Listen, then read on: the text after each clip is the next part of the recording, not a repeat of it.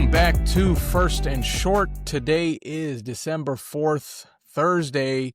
Conference championship weekend is here, Aaron. But not only that, this week has just been crazy in terms of coaching, in terms of what's been going on early signing day, all of that stuff. But, we're going to get into that. We've got a lot to talk about. Before we get into that, we are First and Short, your first place to get short bits of college football news and analysis. I am joined by my co-host here, Aaron. I am Mashfik. And guys, this is our first season. It's getting close to being put in the bag. We're approaching, the off season here, but I guess we've saved the best for last. There's so much going on. Would love to talk about that, but please subscribe. Please join us on all the channels so we can get you that content any way we can. So, we'll start out with the recruiting rankings. Yesterday opened up early signing day, so a lot of kids signed with their schools, a couple of switcheroos here and there. A lot of that has to do with the coaching carousel. A lot of coaches are off to places that is new for them, and so kids are maybe following or not signing or whatever else. And then we have, of course, our breakdown of the conference championship weekends for the Power Four and a couple of the G5 programs that might make it into the playoffs. So, Aaron, we've got a lot to talk about. Why don't you kick us off with a few bits of recruiting news that we've got? Sure. So in front of me, I have the list of teams who are doing the best in recruiting right now, 1 through 10. So I'll just go ahead and name them off in that order. So you got University of Southern Cal, Oregon, Notre Dame, Alabama, Tennessee, Georgia, Ohio State, Texas A&M, and Miami. Are there any highlights that have popped out for you today, Mash? So I know a couple of days ago, Jared Curtis, the number one quarterback, number one player overall, 5-star, et cetera. He was supposed to go to Georgia. He, earlier this year, he had decommitted, then recommitted. Georgia's class was really based around him. And he had a last minute change of heart. He decided he's from Nashville. He wants to stay, with the Commodores and be a hometown hero, probably start day one, assuming Diego Pavia leaves, or whatever he decides to do. But that's his choice. But I guess that kind of bumped down Georgia's rankings in recruiting. But that was definitely a big storyline earlier this week. What about you? What else stood out to you? Sure. So I called out Southern Cal. They pretty much locked in that number one spot for the first time since 2007. It's the first time a non-SEC team has had the top ranking since 2008. So, Wow. I see a lot of 4-stars on that list, man. They're racking them up. Yeah, that's a crazy. Since 2008, that's about when Nick Saban started his run at at Alabama. But obviously, a lot of people are going to make the argument, like, when the money's dispersed, when the players are dispersed, it's easy for the SEC to not be at the top, which we've seen, right? Like, SEC isn't as dominant as they've always been, and now it's trickling down into the recruiting as well. So, to me, it sounds like Lincoln Riley, he's pulling all the stops to try and get that amazing recruiting class. I've heard that a lot of the NIL contracts are like front loaded. And so maybe in a couple of years, not all of them stay, who knows? But, shout out to Lincoln Riley trying to do the best he can to stay there. One other thing I wanted to call out, Brian Hartline, probably one of the best recruiters, one of the best coordinators in the country, offensive coordinator at Ohio State. He took the job at USF earlier this week. And so with that, we'll talk about that a little bit later, but with that, Chris Henry Jr., number one wide receiver commit. The last I heard, he was holding off on his signing as he weighs his options. Obviously he wanted an Ohio State Brian Hartline combo. Now he's not getting that. So he's going to weigh it out. That could change by the time we put this video up on YouTube, but just putting that out there. Fair. Any more surprises in general for recruiting on your end? Yeah, just looking at the top 10 player list. I mean, we got I won't go through who the players are, but I see some logos on here that you typically wouldn't see. Obviously, we talked about Vanderbilt, Jared Curtis, he's going there. We got University of Houston on here. We got Maryland. Just some teams you typically wouldn't see, and Mhm. that's just the money's talking there. And yeah, that's just the way the world is right now. And I would like to think that Penn State kind of kicked a lot of this off by firing James Franklin. They kind of set that first domino in motion with the coaching Mhm. and then with the recruiting, cuz right now Penn State is dead last in recruiting in FBS. Last I checked they had two commits, two four stars that Mhm. happened to sign, and you could say it's kind of karma, right? Like the way they fired James Franklin on the spot like that, and they kicked off this crazy wave of coaching changes, and now look where they are in recruiting. So that's just a tough scene to look at. Definitely, definitely. It's definitely a good segue though. You did mention there were a lot of coaching changes that happened over this season, but there were also a lot of, coaching changes and hirings that happened this week. Yeah. So what were some big things that you saw? Yeah, I mean, the biggest one is obviously going to be Lane Kiffin. That Mhm. whole saga was just a little nuts, but with the schedule the way it is in college football right now, there was really no way everybody was going to be happy. Kiffin, he leaves Ole Miss just as they make the 12-team playoff, taking over a program that at LSU that fired Brian Kelly earlier this year. I honestly thought Lane Kiffin was going to stay at Ole Miss, but it is what it is. The interesting thing there was that Charlie Weiss, the offensive coordinator at Ole Miss, he got on that plane with Lane Kiffin, the Lane plane, and but Lane Kiffin allowed him to go back to Ole Miss to coach them throughout the playoffs. So I thought that was pretty cool. Some people were saying maybe Charlie Weiss might not be coming back to LSU, so not sure there. Another big one, um, John Summerall. We'll talk about Tulane later, but um, John Summerall, hired at Florida, and I think that's a pretty good hire. He's coming from a very similar, level of college football. He was coaching at Louisiana. This sounds just like Billy Napier. So I think he knows what he's getting himself into. I think the Florida fans know what they're getting themselves into, but I feel like that's a pretty good hire on their part. Mhm. I know there's a few other coaching things that we wanted to talk about. Did you want to kind of talk about a few that stuck out to you? Yeah, yes. I mean, Kentucky, they hired Will Stein, the offensive coordinator at Oregon, after they fired Mark Stoops at the conclusion of their season. Little bit of a surprise. I was taken aback just because I remember years ago when Mark Stoops was the guy for Kentucky. They were happy with him. He was Yeah, winning they were eight or happy nine with games. they were happy with the output they were getting from him as well. Yep, yep. So, nonetheless, they made their change. They made their hire pretty quickly.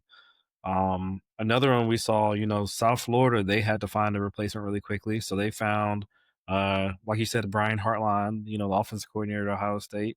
Um, his name was tied to the Kentucky job at one point. After Will Stein, after that news was announced, it looked like he might have, stayed put or was going to stay put, but Yeah, there we go. He's not going to South Florida. Oklahoma State, they hired North Texas's head coach, Eric Morris. Um, he's going to replace Mike Gundy, who was fired earlier this season. We will talk more about Eric Morris and how dangerous he could be at Ohio State in a little bit. And then lastly, of course, James Franklin, he found a job very quickly. He's now going to be the head coach at Virginia Tech, and we've seen him bring some recruits with him, some energy. So yeah, things could happen, and like you said, that karma's happening because he's taking all the recruits and all the happiness out of Happy Valley. yeah. I think last I Mhm. saw Virginia Tech, their recruiting rankings is like they're in the 20s, 22, I think it was. Mhm. Um, and yeah, good for him. Good for James Franklin for finding a home and finding some preseason success already. Yeah. Um, Cool. Let's get into conference championship weekend. We've got a few matchups we want to get through, and they all have CFP implications. So we're gonna get that started Friday night at 8 p.m. We've got number 20 Tulane at versus number 24 North Texas. Both of these teams we talked about, they've got head coaches that are moving on. So, but in terms of this game, pretty simple scenario for these two teams because of their performance this season. Win your conference championship, and you're in the CFP. I think the FBS, or sorry, the Power Four level has been a little bit weaker. So I don't know. I saw some opinions that said there might be two G5 teams. So I think, yeah, I think there's a good case for both these teams to play their hearts out and try to earn a berth in the playoff. But um, I believe that both of these coaches will be able to, finish the season with their schools, unlike some others. We alluded to, Summerall at Tulane. He's going to go to Florida. Eric Morris at North Texas, going to Oklahoma State. So hopefully, that both of them are still going to be here to coach this last one out. By the way, Oklahoma State yeah, you mentioned this, Aaron. It'll be a very scary team to deal with on offense in the future. Eric Morris, he's like that QB whisperer that we always hear about. He's developed, Patrick Mahomes, Cam Ward, Baker Mayfield, his current first year starter, Drew Mestamaker.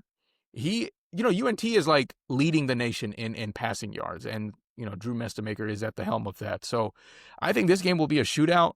I think it comes down to if Tulane can keep up with UNT's offensive power, the whole game. The spread is -3 for UNT, but I don't think Tulane will be able to stop this offense. I've got North Texas clinching their playoff berth. Yep, yep. I can definitely agree with you there. I think the firepower they have on offense is just going to be too much. Moving on though, we also have another Friday game, Sunbelt Conference championship game. We got 8-4 Troy playing, number 25 James Madison, and they're ranked. Their record's 11-1. For me, you have to wonder, how does James Madison feel right now? They're 11-1, and they're ranked slightly lower than North Texas and Tulane. When they have the better resume, according to ESPN's College Football Power Index. Of course, they'll jump the loser of that American Championship game, but it doesn't guarantee, playoff entry or if they'll be in front of the winner. I'm not entirely sure what the thought process is here by the committee, but either way, the Dukes, they have to come out and play Friday and be ready to play against Troy. James Madison, they're led on offense by their duo, QB Alonzo Barnett and running back, Wayne Knight. But it's their offense that really stands out to me. So, they lead their conference respectively in points allowed per game with 16, and as well as yards allowed per game with 253. I think that will be a difference maker as they play, a Troy team who's really a bottom tier offense statistically in the Sun Belt. So, with that being said, James Madison, they have a spread of 21.5 points their way. So I think they'll win pretty comfortably. But as far as, a future after this game, it may be all for nothing, as they might need help from the crazy ACC scenario we're going to talk about. Yeah. Yeah, and they also have a head coach who's in the running for the head coaching job at UCLA. So yeah, it'll be very interesting to see how long, if they win this conference championship, how long that will feel good if they lose a coach and they can't even get a college football playoff berth in the following days. I feel like, did they hire yeah, they might have got him. Uh-oh. Yeah, they We're did. getting Yeah. okay. Bob Chesney. Yeah, he did do that. Yeah. Wow. Okay. So he did move. There you have it. All right. Yeah. All right. Moving along then. So this will be Saturday. Big 12 championship game in Dallas, 12 p.m. Starting the day off strong. We got a few rematches to talk about. So this is our first rematch. Number 11 BYU 11-1 versus number 4 Texas Tech. Listen, we called Texas Tech at the beginning. I'm so happy that we were right about Texas Tech because that was a flyer. But anyway, we're here. We've got a rematch on our hands as Texas Tech. They won the battle the first time around. I think BYU has very much so improved their resume since then. Even despite of that, they're ranked 11th, and Texas Tech is ranked 4th. But BYU has a better record than 4 teams ranked higher than them in the CFP. Uh, but they're the ones in the bubble, kind of outside looking in, and essentially has to win this conference championship in order to have a postseason. There were some actually interesting things about Sataki, the head coach. He was being pursued by Penn State, and then it was funny. It was like the founder of Crumble Cookie was like, he tweeted like, "Oh, he's a big BYU fan." He was Mhm. like, "Oh, it looks like I have to step in." And then the next thing you see is Sataki saying, "Oh, I'm going to stay at BYU." So, um, yeah, that was an interesting like 48 hours for BYU football. In any case, um, we know if BYU wins this game, Texas Tech is still in. I think their resume, I think the way that they've performed, it has been awesome this year. And I don't think we get a selection of teams on Sunday without uproar and distress from some fan bases, and I think BYU is just gonna be one of them. Um, Texas Tech is the favorite by 12.5 points this Saturday. I think they should be. I think they should be, as they are almost ranked. They're ranked number one in almost every offensive and defensive category for this game. Um, Bear versus Barron, the rematch. I'm picking Barron again for sure.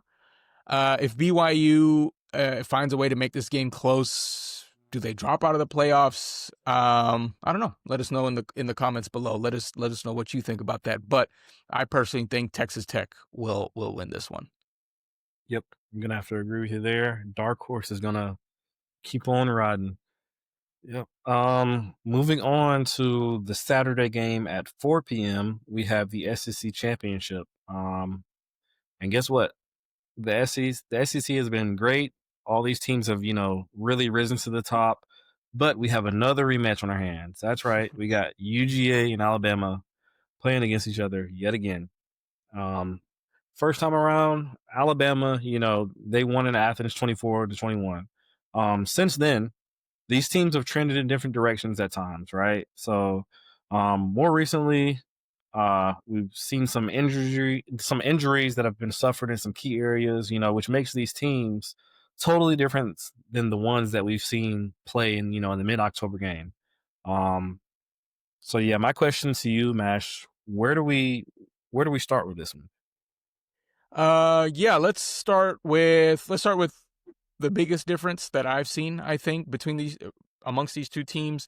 I think UGA's ground game and offensive line has been the biggest delta since that first go around, and that versus Alabama's rush defense. So, like I said, the Bulldogs are a lot better and a lot more committed to running the ball now. Yeah. They've had some offensive line injuries and rotations that they were working through earlier in the year when they first played. Now they do have like Drew Bobo, their starting center, out, so maybe they're dealing with some similar problems. But their running back room has really come into its own. Alabama's defensive line is pretty good, but the defense as a whole is giving up over 130 yards per game. Yards per game on the ground, and that ranks them somewhere in the 40s. So I think that's the matchup we'll have to look out for if UGA plans on keeping Ty Simpson and his crew, off the field. Yeah, I mean, that's a great next place to go. I kind of want to focus on Ty Simpson now and his growth, right? He's steadily improved. He's throwing, for over 3,000 yards and 25 touchdowns this season. His go-to weapon, Drummond Bernard. He's been a stud. He's been reliable, right? Ryan Williams, he's mysteriously been quiet for these last few games. I mean, he had 0 targets, 0 catches last game, and He's only had 7 catches in the last 3 games. Um, Simpson, nonetheless, is a difference maker, though. You know, he'll need to be accurate and efficient, especially in the middle of the field, and avoid Georgia's pressure, which they have been dialing up in the last few weeks.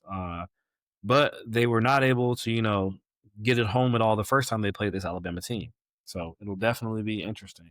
Um, the secondary at play for UGA, though, Ellis Robinson, he's starting to look like, the 5-star he was brought in for to be, at UGA.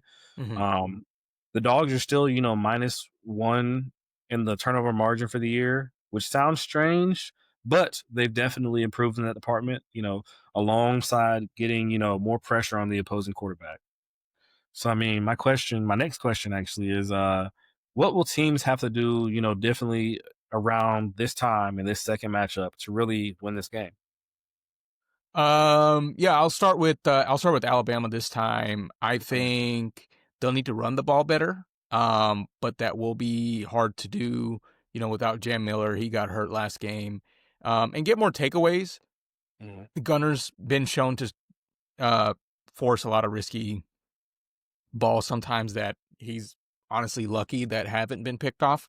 So I think they'll need to do a better job about that. For Georgia, what will they need to do differently? I think they can and will rush the ball better. Um, and I think they can, but will they get pressure on Ty Simpson? Um, uh, Alabama's offensive line is really good, but Georgia was able to shut Alabama out in the second half the first time around. So maybe there's some lessons learned there.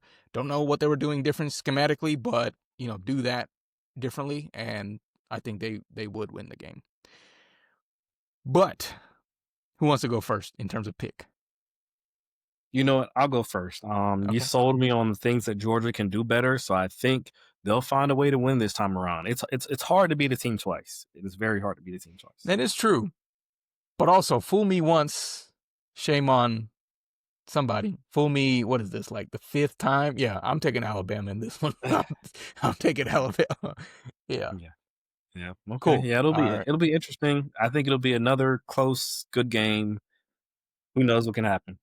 Yeah, Um, yep. Moving on to the night game that we have on Saturday, the ACC championship game. Wow, night game outside in Charlotte. It's gonna be brick. It's gonna be cold. yeah, Um, so you got number 17 Virginia. They're playing uh, the unranked 7-5 Duke Blue Devils.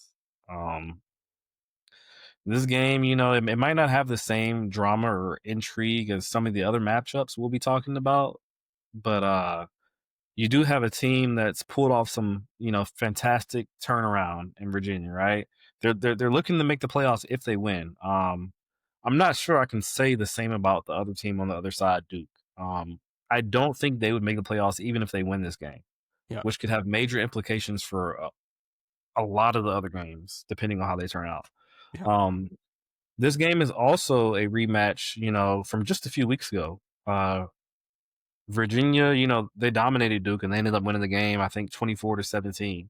Um, so what will be different this time around? Duke will have to get on the field this time around. Virginia dominated the trenches and their offense just stayed on the field most of the game. They doubled Duke's yardage. I believe it was like a 540-yard game compared to, you know, um, Vir- you know, the 255 yards per game we saw. Um, so Duke, they will definitely have to shut down Jamari Taylor from running all over him like he did in the first game. But even if they do, I mean, Virginia, they have Trail Harris, and you know, he can throw it if there are openings in the secondary. Hmm. Yep. So I mean, for Duke, their defense has been a strength for them this season, but they have been completely overwhelmed at times. And when these two teams, especially when these two teams have matched up, um, so not seeing what Duke can do offensively, all of a sudden, that will be a difference maker for them here in this rematch, in my opinion. On the offensive side of the ball, they have Darian Mensah. Uh, he will have to have a near perfect game to complete this upset. If he even makes one mistake and gives Virginia one extra possession, it might be over for the Blue Devils. Virginia, they are 9-0 this season when forcing at least one turnover. So that'll be an important statistic to watch, them having that extra possession, like we mentioned. All in all, I think this rematch will just be too much for Manny Diaz and his crew. So I'm going to go with Virginia here. Cool. Yeah. Yeah, it's gonna be a lot for Duke in this one. And you're totally right. If Duke, if they are able to pull off some crazy upset, it's the Hmm. highest ranked conference champion, right? So that would open up that other G5 team that we talked about earlier, whether that's JMU. Yeah, I guess it would be JMU or Troy or whatever else, but that's how that cookie would crumble, I suppose. Cool. Well, there's another 8 p.m. Uh, conference championship game. This is the Big Ten championship game. This will be in Indianapolis, and it's number one versus number two being played before the end of the year. So that's very exciting. I expect a really good game coming out of it, the nation's number one scoring defense in Ohio State, and the nation's number two scoring offense in Indiana. So a lot of fireworks I expect here. Hmm. Ohio State, they're allowing 7.8 points per game. Not sure who will win this game at the end, but I feel like Fernando Mendoza, he should be able to score more than one touchdown. So a lot of averages will be changed here, I believe. Sure. Um, Aaron, give me a case one why you think Ohio State will win this game. If you had to choose them, what reasons are you giving me? Yeah, I mean, you obviously got to point to Julian Sayin and the weapons he has to throw to. It's completely unfair, right? Um, he is the epitome of efficiency as well. I mean, he's got a 79% completion rate. And then, listen, Jeremiah Smith, Colonel Tate, they're going to go up against, all American caliber DBs on the Indiana side. You got D'Angelo Pond, he comes to mind. Um, has Smith, has he shown any sign of anyone in the college football period that can slow him down? I mean, I haven't seen it, so that'll be a good matchup to see. Another thing that that they'll have is that physicality, that offensive line. They had a very dominant performance against Michigan. It might have been a little bit more personal there, but I mean, having that rolling into the important games like this matters. They've given up 0 sacks and only allowing 6 sacks all season. They're ranked two nationally. Their protection is stellar. Now they're starting to also open up running lanes for Bo Jackson. We saw him Hmm. have a very impressive performance. Last week. Hmm. Um, Indiana's weakness, while their defense is great at forcing turnovers, they will have to get, consistent pressure on saying to disrupt his rhythm. And the Buckeyes front, they're one of the toughest matchups they've faced. So it's going to be very interesting. Um, on the other side of things, Mash, give me your case on why you think Indiana will win this game. Yeah, they've definitely proved me wrong the whole year. Mhm. Indiana has, but they have proved that they can survive in a shootout. I mean, I don't necessarily think that means they have to get into one in order to win a game against Ohio State and how good their offense is. I'm just saying that in case it does get to that, they've proven that they can do it. I mean, they have the number one points per game or whatever that was, right? So the Hoosiers defense, it also creates a lot more opportunities for their offense to get back onto the field than anyone else. They're plus 17 in the turnover margin. That sounds nuts, actually, to me, but that directly leads to how they're able to score so many points in one game. They're just out there more. If you're telling me that Indiana can keep Carnell Tate and Jeremiah Smith off the field for 1, 2, 3 more drives, I like those chances for Indiana. Once Indiana gets the ball, obviously all the focus and attention is on Mendoza, right? A Heisman finalist, number one in the nation in touchdowns. He's got 32. But the Hoosiers, run game is actually it can be a quiet like equalizer too. They're ranked what is it, number 11 nationally in yards per carry, and it's led by their star running back Roman Hemby. So if if Indiana can maintain a consistent running game, they can force, they can force Ohio State to pull a defender out of the secondary. I'm thinking, Caleb Downs, he loves to get close to the line of scrimmage as a safety, and this might open up a couple more vertical shots for Mendoza to hit, throughout the game. And maybe those Mhm. couple more extra shots, those haymakers might be all that they need. I'll go first on my pick this time around. We've each made a case. I gave a case for Indiana, but I don't necessarily think Indiana can win this one. They've proven me wrong plenty of times this season, but I'm going to go Ohio State on this one. Fair, fair. So yeah, man, this is the last game we're gonna talk about, and it's actually probably the game that matters the least if it's a close game, right? I mean, I don't see either team dropping out of the top 4 if it's within a 10-point margin of victory. So, Yeah. um, with that being said, though, I think with the exposure Indiana got last year, um, and how dominant they've been, especially playing Oregon and beating them on the road. I think they're ready for this challenge, and I think they're going to find a way to win and beat this Ohio State team. So give me Indiana. Okay. I guess we did a good job of convincing each other. Um, Yeah. who's gonna who's gonna win this game? Very cool. Okay. I feel like we talked like a lot, but it's a pretty short, on the shorter side of the episode. So we'll be back Sunday. I will be in PCB. I will be finished up with my little run out there, but Mhm. we'll connect on Sunday, talk about how these games went, and maybe we'll have, yeah, I think the CFP rankings come out on Sunday, so we might have an early look into that depending on what time we record. But we appreciate you guys watching First and Short here, and we'll catch you guys after the conference championships.